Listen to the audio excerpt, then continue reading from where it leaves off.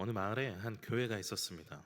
이 교회는 예배와 찬양에 힘쓰고 또 말씀에 열심히 있던 교회였습니다. 그런데 어느 날 이 교회가 있는 이 지역에 어느 날부터 비가 오지 않기 시작했습니다. 그런데 이 마을은 농작물을 기르는 것이 주된 그 생업이었고, 그렇기 때문에 비가 오지 않는 날이 길어지면 농사를 망칠 위기에 처했습니다. 그래서 교인들이 함께 힘을 모아서 기도하기 시작했습니다. 그리고 주여, 이번 주일에는 꼭 비가 와서 함께 기쁨으로 예배드릴 수 있게 해주세요 하고 모든 교인이 함께 기도했습니다. 그리고 주일이 되어서 사람들이 모였습니다. 여전히 비는 오지 않았고 사람들이 무거운 발걸음으로 교회를 찾았습니다. 그런데 어떤 한 아이의 손에 우산이 들려있는 거예요. 사람들이 물었습니다. 너 왜 비가 안 오는데 우산을 들고 왔냐? 그러니까 아이가 대답했죠. 우리가 주일에 비가 오게 해달라고 기도했잖아요. 그래서 들고 왔죠. 우리가 소망 중에 기도하며 기다릴 때 우리는 어떤 마음으로 기다리고 있습니까? 우리는 진정 그 마음이 하나님을 향해 있는지, 정말 믿고 있는지 한번 돌아볼 필요가 있습니다. 내가 생각해도 잘 이루어지지 않을 것 같은 기도 제목들, 정말 하나님이 그것을 이루어 주실까 하는 말씀들이 있습니다. 주변 사람들도 그래, 열심히 해봐, 함께 기도할게 라고 말하지만 진심으로 응원하고 함께 소망하며 기도하지 못할 때가 있습니다. 오늘 사라가 바로 그런 사람이었고 그런 환경 속에 있었습니다. 아브라함에게 약속한 지 10년이 지나서 하나님의 때를 기다리지 못하고 하갈을 통해 이스마엘을 낳습니다. 그리고 계속해서 자녀를 기다리지만 생기지 않았죠. 그러던 중에 창세기 18장에 이르러서 아브라함과 사라에게 아들을 낳게 되리라 하는 예언의 말씀을 해주십니다. 그런데 이것을 듣는 사라의 반응이 어땠을까요? 창세기 18장 11절과 12절엔 이렇게 말합니다. 아브라함과 사라는 나이가 많아 늙었고 사라에게는 여성의 생리가 끊어졌는지라 사라가 속으로 웃고 이르되 내가 노쇠하였고 내 주인도 늙었으니 내게 무슨 즐거움이 있으리요. 아브라함과 사라 둘 다 나이가 많았고 임신할 수 있는 몸도 아니었습니다. 그러니까 자연스럽게 속에서 웃음이 나온 거죠. 나도 남편도 나이가 많은데 그 예언의 말씀이 말이 되나? 속으로 웃었습니다. 그러자 하나님께서 그것을 아시고 말씀하십니다. 여호와께 능하지 못한 일이 있겠느냐? 기한이 이를 때 내가 내게로 돌아오리니 사라에게 아들이 있으리라. 하나님께서 분명히 말씀하십니다. 이 말씀을 듣고 이 놀라운 사건 앞에 사라는 어떤 기도를 했을까요?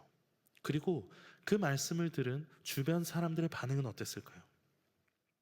오늘 본문 21장 7절 상반절에는 이렇게 말합니다. 사라가 자식들을 젖먹이겠다고 누가 아브라함에게 말하였으리오마는, 이 문장의 원어를 찾아보면 이런 의미입니다. 사라가 자식들을 먹일 거라고, 자녀를 낳고 자식들을 먹일 거라고 아브라함에게 누가 말했던 적이 있는가? 아무도 아브라함에게 그런 말을 하지 않았다 하는 말입니다. 주변 사람들이 사라가 나중에 자식을 낳고 그 자식을 먹일 거야 라고 그런 소리를 한 사람이 아무도 없다는 거예요. 약속의 말씀을 붙들고 살아가는 믿음의 가정, 믿음의 조상이라고 불리는 아브라함의 곁에 있던 수많은 사람들은 그것을 함께 믿고 지지하고 격려해 주지 않았습니다. 아무도 그 이야기를 입 밖으로 꺼내지 않았어요. 다르게 말하면 아무도 그 사실을 믿지 않았던 것이죠. 심지어 18장 말씀을 보면 사라 자신조차 믿지 않았습니다. 그런데 오늘날 우리도 이런 모습이 참 많이 있습니다. 우리는 믿음이라는 단어를 참 쉽게 말하고 하나님께 기도하자 쉽게 이야기합니다. 그러나 우리의 마음속을 들여다보면, 우리의 삶의 환경을 바라보면 사라와 그 주변 사람들의 모습과 별반 다르지 않을 때가 많이 있습니다. 우리는 성경의 약속의 말씀을 볼 때 혹은 설교를 들을 때 고개를 끄덕입니다. 또 아멘으로 화답합니다. 그러나 정작 일상생활 속에서 어려운 문제에 부딪히거나 내 상식으로 도저히 이해가 되지 않는 그런 말씀을 마주할 때 우리는 속으로 생각합니다. 말씀은 그렇다지만 이건 좀 힘들 것 같은데, 아무리 그래도 이 일은 안 될 것 같은데 어떻게 하면 좋을까? 물론 함께 기도 제목을 나누기도 합니다. 그런데 그렇게 기도해 달라고 말하면서도 다른 한편으로 인간적인 방법과 세상적인 수단을 찾느라 더 분주합니다. 기도로 시작했지만 기도는 어느새 부수적인 것이 되고 내 힘과 능력을 의지하는 것이 더 중요해져 버립니다. 그 약속이 이루어지리라 진심으로 믿고 지지하며 선포하기보다 함께 기도합시다 라는 형식적인 말을 건넬 뿐 의심의 눈초리로 보낼 때가 너무나 많습니다. 사라의 주변 사람들이 그랬던 것처럼 우리는 하나님의 능력보다 눈앞의 현실을 더 크게 믿고 있는 것입니다. 창세기 18장에 하나님은 여호와께 능하지 못한 일이 있겠느냐 물으셨습니다. 이 말씀은 오늘 우리에게도 동일하게 던져지는 질문입니다. 우리는 머리로는 하나님이 전능하시다는 것을 알지만 우리의 마음과 삶은 여전히 불가능이라는 담장 안에 갇혀 있습니다. 그런 우리에게 하나님은 오늘 본문과 같이 말씀하십니다. 본문에 하나님께서 사라에게 행하신 것을 나열합니다. 1절에 돌보시고 행하시고 2절에 아들을 낳았다. 그런데 이 하나님이 행하신 이 모든 것들 앞에, 그 말씀 구절 앞에 모두 이렇게 말합니다. 여호와께서 말씀하신 대로 돌보셨고 여호와께서 말씀하신 대로 행하셨고 말씀하신 시기가 되어 아들을 낳았다. 성경은 이 사라의 임신과 출산을 단지 기적적인 사건으로 묘사하는 데 그치지 않고 계속 반복해서 말씀하신 대로라는 수식어를 붙입니다. 그 이유는 무엇일까요?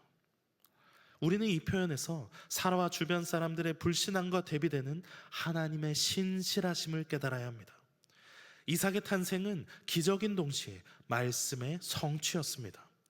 사라는 속으로 웃으면서 불가능한 일이라고 생각했습니다. 주변 사람들도 아무도 그 약속을 입 밖에 내지 않았습니다. 불가능하다는 것을 모두가 알고 그렇게 생각했습니다. 그러나 하나님은 이 모든 인간적인 한계와 불신앙을 뒤엎고 그 말씀하신 그대로 역사하셨습니다. 말씀하신 대로 돌보시고 말씀하신 대로 행하셨습니다. 이것이 바로 우리의 믿음의 핵심이 되어야 합니다. 우리의 기도가 응답되지 않을까 의심할 때, 우리 주변 환경이 너무나 절망적이어서 포기하고 싶을 때 우리는 눈을 들어 창조주 하나님의 말씀하신 대로 이루시는 그 능력을 바라보아야 합니다. 우리가 하나님의 말씀을 온전히 신뢰할 때 우리의 현실의 불가능은 더 이상 불가능이 아니라 하나님의 말씀이 선포될 장이 되는 것입니다. 열왕기하 5장에 보면 나아만 이야기가 나옵니다. 이 나아만은 아람 왕의 군대 장관이었지만 치유가 불가능한 나병 환자였습니다. 그런데 어느 날 이스라엘 포로인 소녀를 통해서 엘리자 선지자에게 가면 병을 고칠 수 있다는 이야기를 듣게 됩니다. 그는 왕의 편지와 엄청난 예물을 가지고 엘리사에게 찾아갑니다. 그런데 엘리사는 이때 직접 나오지도 않고 사환을 시켜서 한마디 말을 전합니다. 가서 요단강에 7번 씻으라. 그러면 내 살이 회복되어 깨끗해지리라. 나아만 장군의 반응이 어땠습니까? 사라가 속으로 웃었던 것처럼 나아만은 분노하면서 말했습니다. 열왕기하 5장 11절 말씀입니다. 내 생각에는 그가 내게로 와서 서서 그의 하나님 여호와의 이름을 부르고 그의 손을 그 부위 위에 흔들어 나병을 고칠까 하였도다. 그는 자기의 지위와 상식으로 생각했던 그런 놀라운 치유의 방법을 기대했습니다. 심지어 요단강 물이 아람 땅의 그 강물보다 깨끗하지도 않은데 그곳에 몸을 7번 담그라는 것은 그의 상식과 자존심을 완전히 무너뜨리는 그런 말이었습니다. 나아만은 거절하고 돌아가려고 했습니다. 그러나 종들의 간절한 권유에 그 마음을 돌이키고 자신의 상식과 고집을 내려놓고 그 말도 안 되는 보이는 엘리사의 말씀 그대로 순종했습니다.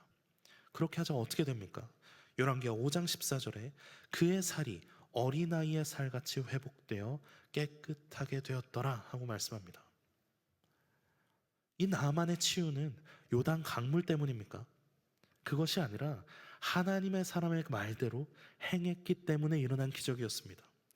인간의 생각으로는 도저히 불가능한 상황, 자존심이 허락하지 않는 비합리적인 명령이었지만 그 말씀에 순종했을 때 하나님께서는 말씀하신 그대로 그의 육체를 깨끗하게 회복시켜 주셨습니다.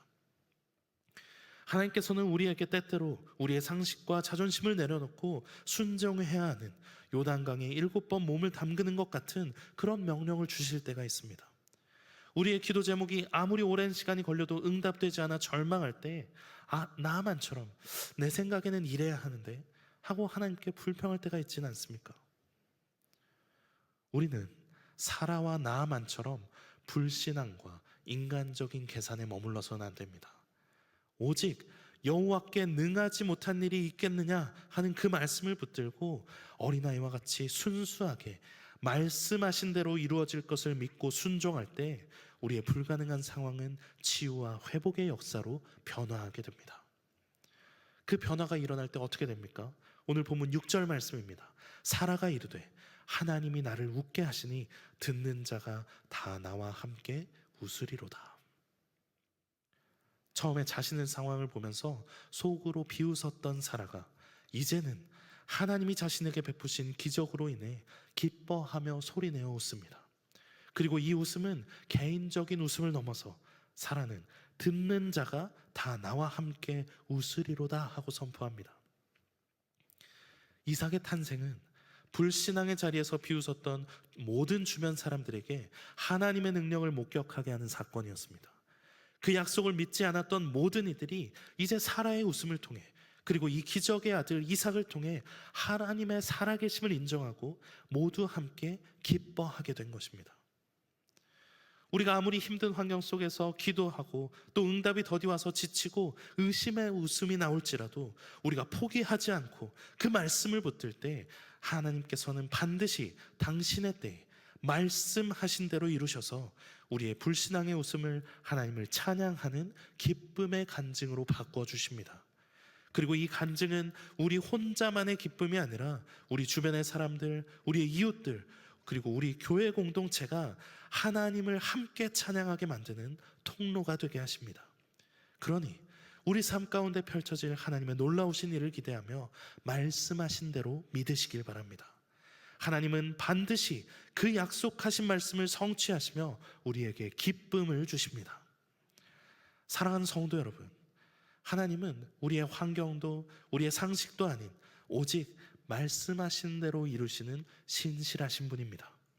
사라의 육체의 불가능도 나아만 장군의 그 나병도 그리고 오늘 우리 앞에 펼쳐진 절망적인 문제들도 여호와께서 능하지 못한 일이 있겠느냐는 하나님의 말씀 앞에서는 아무런 힘도 쓰지 못합니다.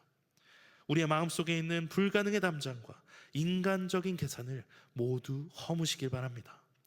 우산을 들고 온 어린아이처럼 나아만 장군처럼 단순히 믿고 순종하는 용기가 필요합니다.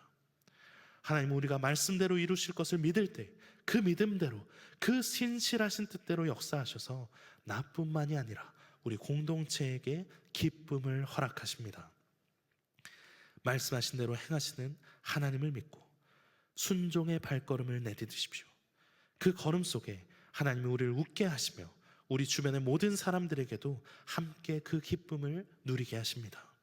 그 믿음 위에 든든히 서서 하나님 주신 기쁨을 마음껏 누리는 우리 모든 성도들이 되기를 주님의 이름으로 축원합니다.